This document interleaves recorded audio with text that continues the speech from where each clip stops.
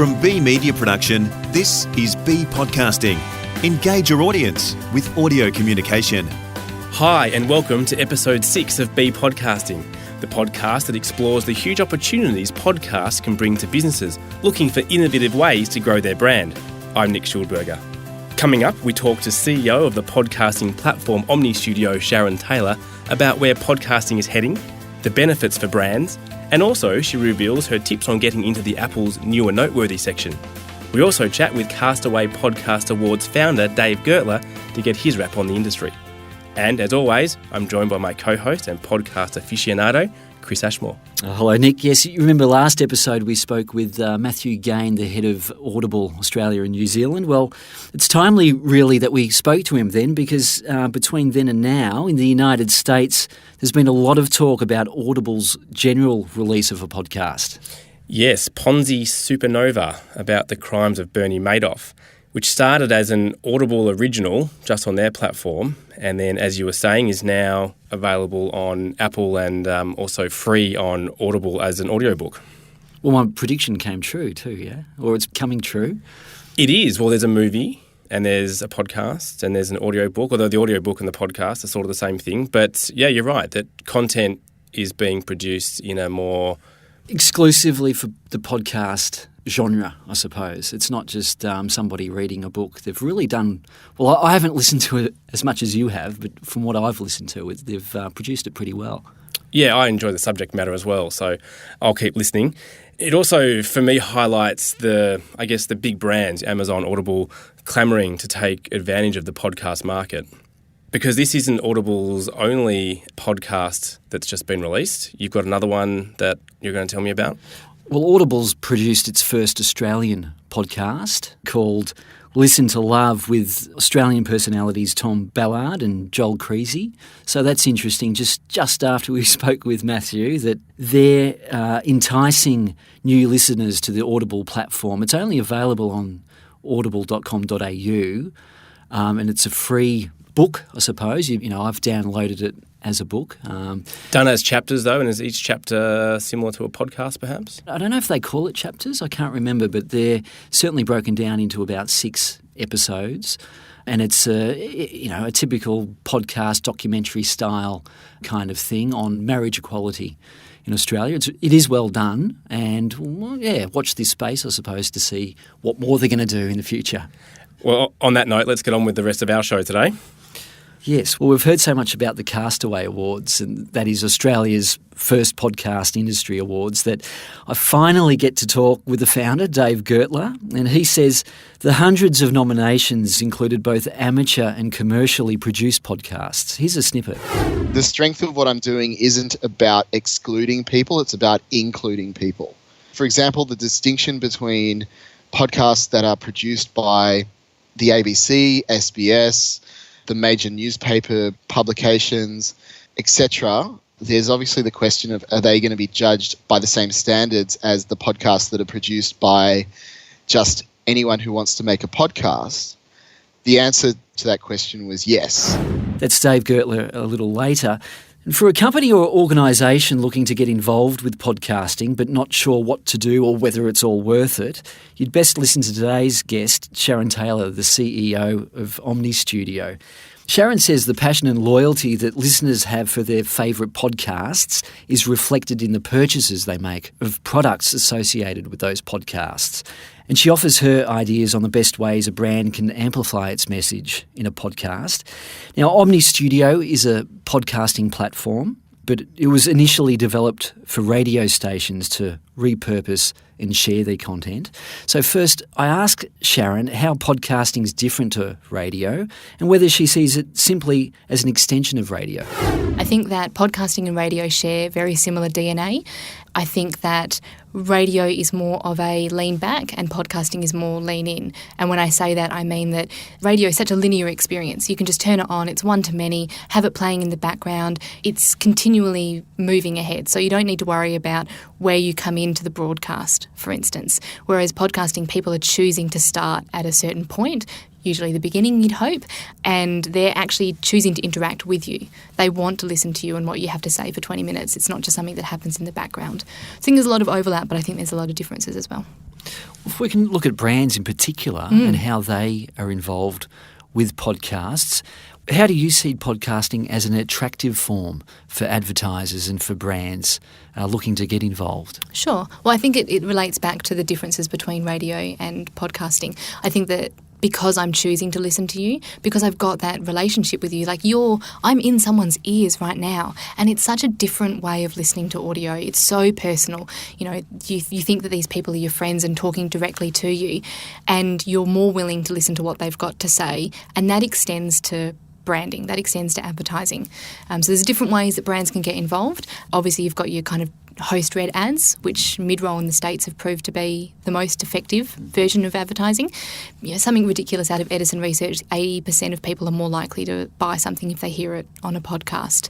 And I think that brands are waking up to the fact that there's this really engaged, passionate listener base out there that are willing to believe what comes out of a host's mouth because they haven't yet sold out, I suppose, like to put it in a crass kind of way. So there's that trust there. So yeah, it's exciting for brands at the moment. But it's how a podcaster incorporates those ads or those brands in the podcast. Do you have any ideas of the best way to insert an ad or to promote a brand in a podcast? I think the easiest answer is it just needs to be really authentic. I think that you should match brands with the podcaster and their tone of voice, you know, because people like, you know, Improvaganza, for instance, are going to read something a lot different to Mark Maron. So I think if a brand wants just like a quick return and just want someone to read a script, they've got to pick the podcasters pretty carefully. I think the power of it is because you have given this person carte blanche, I suppose, to use their personality, their brand, to sell your brand. And if they read it well, it works really well. Oh, for sure, yep. I mean, the stats that we're seeing, so host-read ads are the most effective type. Now we're obviously getting more into the branded content realm. You know, you've got eBay, you've got Tinder, you've got GE, you've got all these people that are releasing, you know, these series. And that's another great way for brands to become involved or sponsor a show, I suppose. Well, Sharon, if we can turn to analytics, about half of all podcasts, we think, are played with the iTunes podcast app. But Apple's been quite coy about the way they're providing any details on who's listening and where they're listening and how long they've been listening. But Omny has, if I can say, sliced the apple. That's a good way of saying it, yeah. What exactly have you guys been up to get that analytics? Sure. I'll go back a step to go forward. So we have always prided ourselves on our analytics in terms of accuracy, and we released something mid to late last year which we've called consumption analytics. And so all podcast hosts have been able to see what listeners are doing as long as they control the player. And by that I mean, you know, the mobile app, or if it's coming off of, you know, the widget embeds on your website, you'll always be able to see drop-off points. You should always be able to see retention, which is more than just kind of quartiles. You should always be able to see exactly where people started, stopped and skipped. You're right, Apple has always been, I guess cagey is a good word. They're this behemoth sitting kind of like fat and squalid in the middle of this amazing industry zooming around them. And there's a lot of people that want them to open the gates because that tasty, tasty data that must be sitting within Apple's vaults. Depending on what day of the week it is and where my headspace is, I'll tell you whether I think they're going to open up the vault.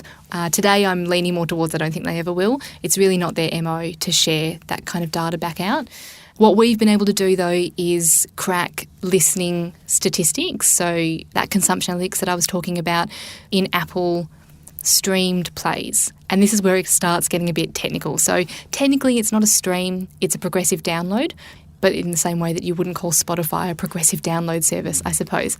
So what we've been able to do is get our consumption analytics over the top of those plays. And at the moment, Apple listening accounts for anywhere between 55 to 80%. What we do is we run our algorithms over the top of a stream. I'm using bunny fingers for those at home that can't see me. And so we can report back about 30% of streamed plays to like down to 10-second accuracy in terms of how people are interacting within Apple's app, which before now was slightly possible. There's a lot of technical bits and pieces I could go into. In terms of quartile listening, etc., we can actually go down to a 10-second window. So hopefully the applications for this are in the advertising realm. People can actually track where an ad has or hasn't been listened to. We're still a way off that, as is everyone in the industry, but we've made some good strides. for a podcast that only has it on iTunes, then through Omny's platform, it's fairly accurate then. Yeah, very accurate. We will still only ever report back about 30% of plays at the moment. We take, like I said, our accuracy really seriously. So if for any reason we think that it might have been an actual download instead of a stream or progressive download, we'll take it out. If we lose a user and we can't find where they picked up the download again on their computer, we'll take them out. So 30%, which is still a great glance into how people are actually interacting when they've got such a lion's share of the market. You say that it's not in Apple's interest to release this data. Why? I think, and I'll caveat this with all the people that I know at Apple listening to this and then emailing me furiously the next day, I personally think that the industry, once that veil is lifted, I think that we'll see how many people we think are listening to our shows probably is going to drop across the board, apart from your top 10 percentile. And I don't know that Apple wants to be the people that do that. They've always really respected privacy as well, and user accounts and listenership, and you see that across everything that they do in industry. So I'm not personally convinced that they want to open the floodgates and they want to start being this person in the middle. It would be great if they were to do it. It would move the industry forward eventually. But move it forward by moving backwards first, perhaps, because podcasters and advertisers would see perhaps that not as many people are listening to as many podcasts or listening all the way through, and therefore would throw a spanner in the works in the beginning, but once it settles down, it's healthy for the industry. Oh, for sure. I mean, you've got people out there at the moment doing a lot of qualitative reporting. So you've got Edison Research and Triton Digital. ABC released some research last year for their AusPod, and it all relies on me telling the truth to someone and then that sample being extrapolated out. And so we, at the moment, believe that 19% of people, both in America and Australia, listen to 5 to 6 podcasts a week. Who knows? Who knows if that's true, if that's indicative of the larger population. I think that you'll always have podcasters like your Mark Marons and your Serials and everyone that are just doing amazing numbers and will always do amazing numbers. And the drop of listenership, if there were to be any, won't affect them because they're Mark Maron and they're Serial and they can charge what they want to charge. But you've got 360,000 podcasters that are trying to make a living out there. And unfortunately, advertisers on the whole want to see better metrics and better measurement. So, we will need to take a step back before we can move ahead. Mm-hmm. Well, for those 360,000 podcasters and increasing, most of them won't be making any money from it. Correct.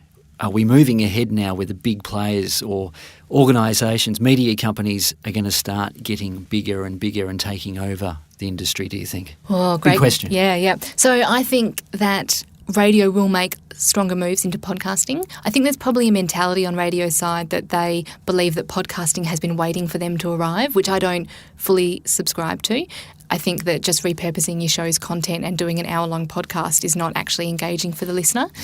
I think this year we are going to see, I think Nick Quire put it the best, stratification of podcasting layers. So I think that you're going to see a lot of people become a lot more successful. I think you're going to see a lot of people you've never heard of get into branded content, and that's going to make production agencies a lot more successful. I think that with no disrespect to anyone, your backyard podcasters are going to struggle this year. And they're either going to need to become comfortable with programmatic advertising being their bread and butter and having this as a hobby podcast, or, I mean, who knows? You can get discovered anywhere, can't you? Mm-hmm. You can, and you can get lost anywhere as well. Correct, yeah. If we go back to Apple again, how do they determine what shows are new and noteworthy, and how do I get my podcast into the new and noteworthy section, let alone how do I get it into the top 10? Sure, okay. I'll quote James Quidland here in terms of the top 10. It's not a chart. It doesn't count downloads. So the truth is that no one really 100% knows how it works. There's a lot of different opinions that float out there in the industry. In terms of new and noteworthy, it seems to come down to interactions and spikes in your show. So if you go from 0 subscribers to 400 subscribers, that's a massive increase, and then that will move you up in the charts. Sorry, James. I think what we've seen in terms of who we've helped launch and why, it's really important to pre-promote your show. It's good to have the best audio production that you can. Like, they're not going to promote something that sounds atrocious. It needs to be properly produced. It needs to have great artwork. It needs to think about how they want to promote it in their app store. That's how it has to look. You have to have a massive fan base that is waiting for this. You need to drop it at special times. You need to have, a social media engagement with people that are clamouring for this podcast. Watch your numbers and your interactions and the people talking about it move. The truth is it's one guy at iTunes that does this. Shout out to Steve. Hope you're doing well. And that's what he does. That's his gift in terms of podcasting. It's his editorial curation. So he must watch some numbers and what people are talking about and then get lots of press. And Steve's not even in the country. No. As all of podcasting at the moment, a lot of it is happening in the States. How do you think Australia sits in the world of podcasting? Are we still at an amateur level? Is it ever going to get bigger? Or how big is it going to get? Is it going to get more professional? But what are your thoughts? I don't think we're amateur. I think that we're behind the 8 ball. I think that we're probably about 3 or 4 years behind in terms of a marketplace to the US. So if you look at the market at the moment in America, last year it was worth, $160 million. They're projecting that out to be $500 million by 2020.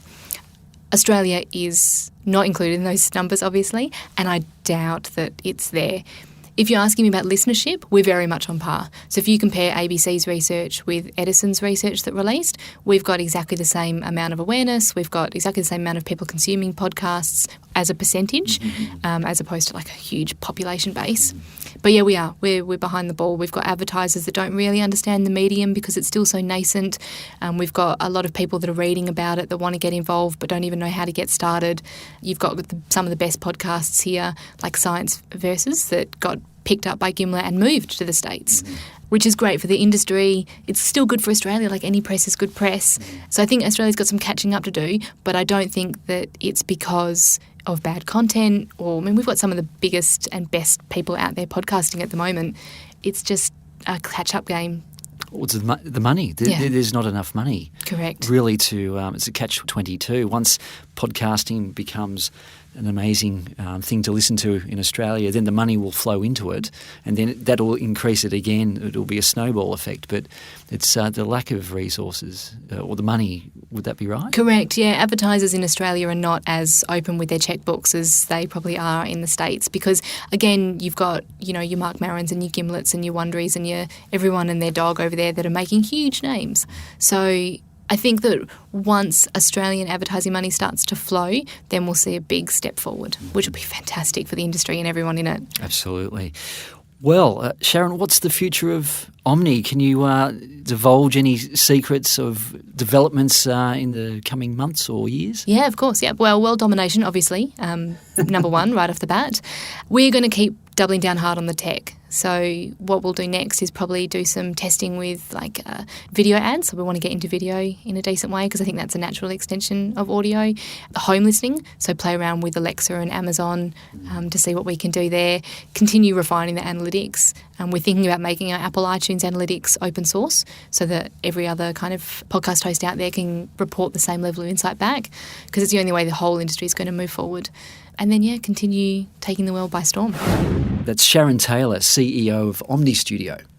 We've highlighted it before, but this is a really important one for brands, and that's the stat where she said 80% of podcast listeners are more likely to buy from a brand if they've heard from that brand in a podcast. This is pretty significant, isn't it, Chris? But Sharon says advertisers and brands here in Australia still don't fully understand how to get involved in podcasting, and I guess, is it our job to bridge this gap of how advertisers can get the knowledge they seem to need? Well, it's a new media that people aren't probably so aware of to know how to tie their brand inside a podcast. When you watch TV, you know what a typical commercial looks and sounds like. You listen to radio and you've got all these advertisers competing with each other to get your attention. So the noise that they make, it's so bright and it's so noisy.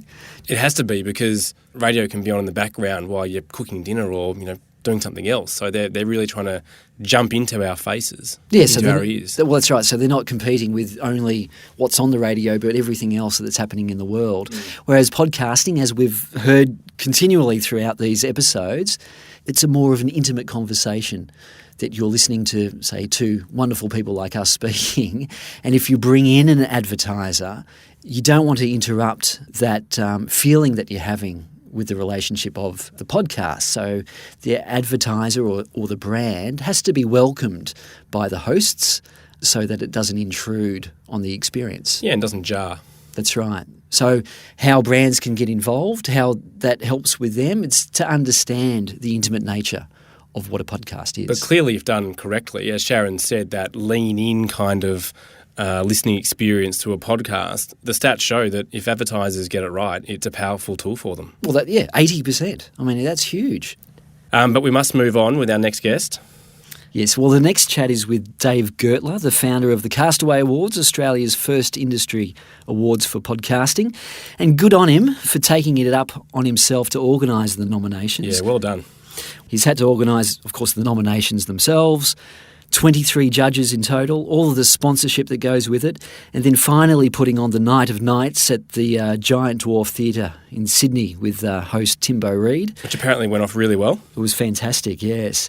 And there were 10 categories. I won't go through them all, but they included sport, business and marketing, and comedy and entertainment, which for those categories they were decided by the judges, but there was an overall popular vote for anybody who were nominating podcasts or the general public, and that was won by the guys at Casefile. First, Dave Gertler explains what qualifies as an Australian podcast. Basically, it's got to be a podcast that's hosted by an Australian person or co-hosted by them, or at least has one regular guest that is Australian and has an Australian citizenship and lives in Australia.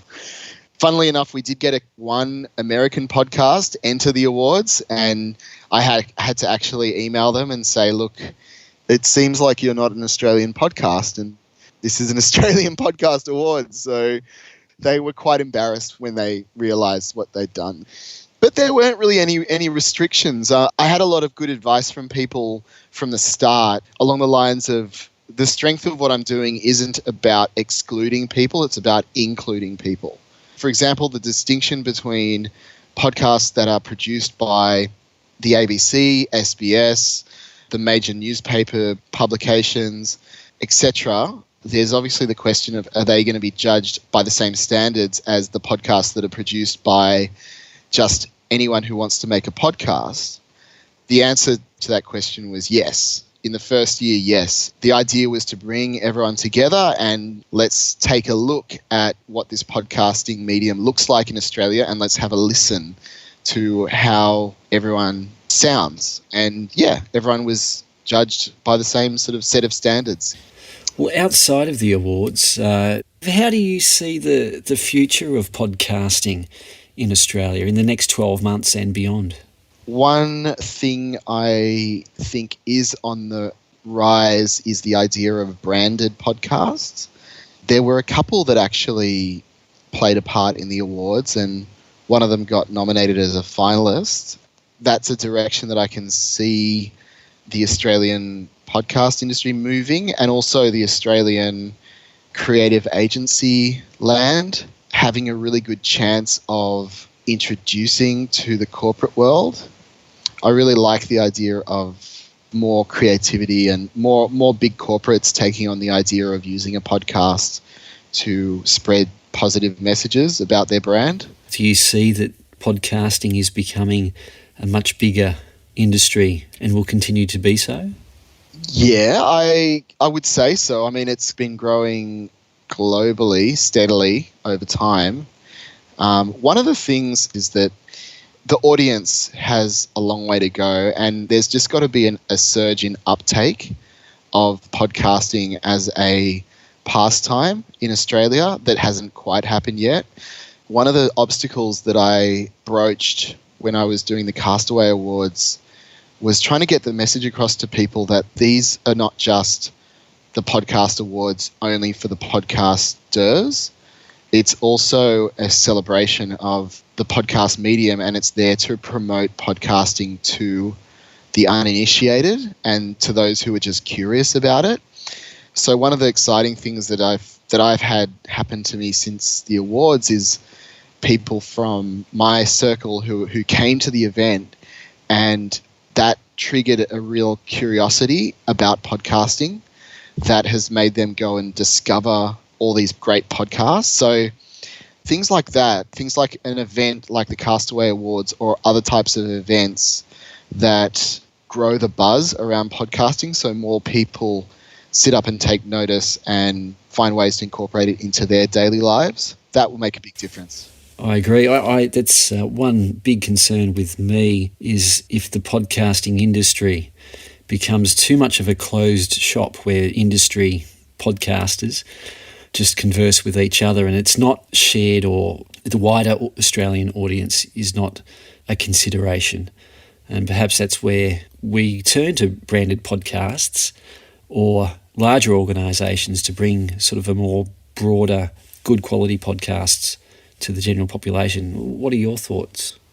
I think that there's a tension between the fact that you want podcasting to be really, really popular, but at the same time, I think the thing that you like about being a podcast listener, that I like about being a podcast listener, is that you feel that you're part of a small kind of intimate club, sort of like an exclusive group of people that are in the audience.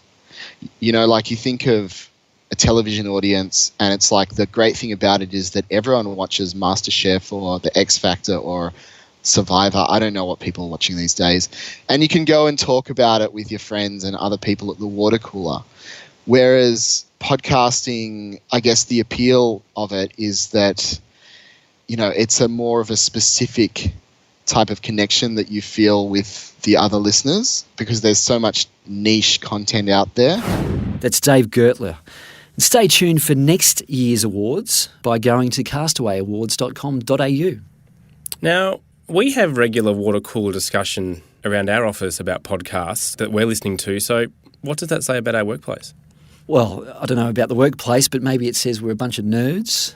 Well, podcast nerds, perhaps. And I'm okay with that. I hope Dave is right about the increase of branded content because the podcasts being produced already, some of which we've discussed and will continue to discuss, and the stories being told are really good, but the opportunities for brands is still enormous.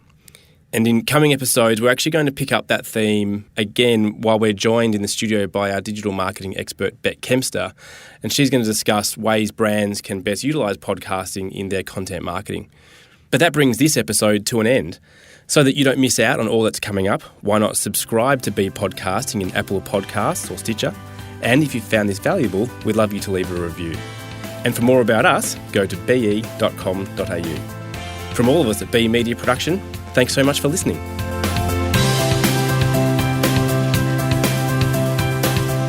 Be Podcasting is produced by the team at Be Media Production. Managing Director Nick Schildberger. Executive Producer Heather Dawson. Producer Chris Ashmore. And I'm Peter Letts, Director of Audio. For more about us, go to be.com.au.